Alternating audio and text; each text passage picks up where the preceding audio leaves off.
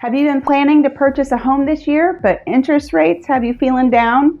Well, today I want to share with you a few tips to help you get the best interest rate possible on your home loan. This could make the difference between you sitting on the couch or being out finding the home of your dreams. Stick around.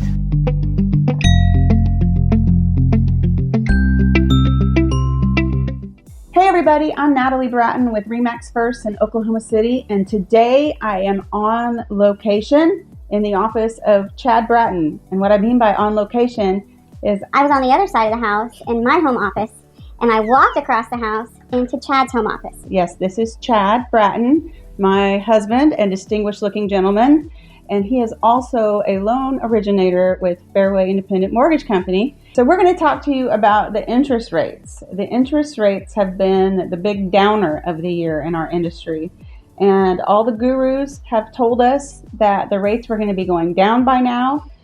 Oh, really? They haven't yet. So today I'm going to ask Chad a few questions about interest rates, and he's got some killer tips that we've been using with our buyers this year to get them into the homes that they want. Chad, what is the primary thing that a borrower can do to help them get the best interest rate possible?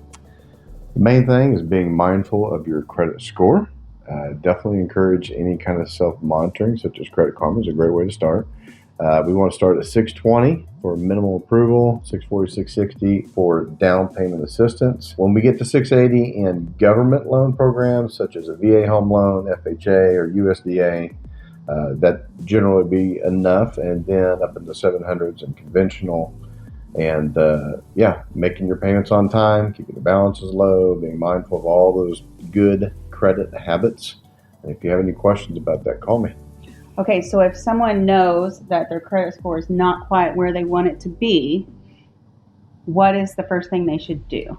So one of the questions I get often is, well, my credit score is this. And most people don't realize that they have actually different FICO scorings. And so if you want to apply for a mortgage home loan and you want to get a mortgage home loan, you need to apply with a mortgage lender because that's a very specific FICO algorithm. So what I would tell people is this: make sure you apply with me, and I'm going to get in there, I'm going to look at it, I'm going to be your kind of financial doctor, and then when I can't figure things out, I'm going to send you to the brain surgeon, which is our credit repair company. We work really close together. So my Discover card tells me every month what my credit score is. You're saying that if I applied for a mortgage right now, it wouldn't necessarily match what Discover card finds? Correct. I mean, it's not, well, balances should be the same depending on when it was submitted to the credit bureaus. But in terms of if you go apply for an auto loan or a personal loan at the bank, that's going to be a different credit score than when you apply for a home loan. Oh, something new I learned today. It's good I walked across the hall. So the second way that you can lower your interest rate is through what we call discount points. Now, in the last 20 years, we haven't needed discount points. Nobody was buying those. But we're in a market now where they are really popular. So Chad, tell everybody what a discount point is. So with a discount point, you're basically paying some of that margin. You're sharing that with the lender. And so if your respective par interest rate, which is a cost-free rate, it would just be the rate that you would get, let's say 7.5%, and you want to buy that down, is what we call that, via discount points. That's cash that gets added to your cash to close. Then you would simply get the points from the lender, and let's just say it's 1%, we would call it a point on a $300,000 loan. Well, that would be $3,000 that would be added to your cash to close. The difference in interest rate on that might be 7.5 to say 6.75%. And so you gain that 3/4 of a point, you drop that down. And it could be a market difference. I mean, on a $300,000 home, you might have a $150 difference in payment. So Cool. it just depends on where things are at. Okay, is there a limit to how many discount points someone can buy? Like, can we just buy down our rates to 2%?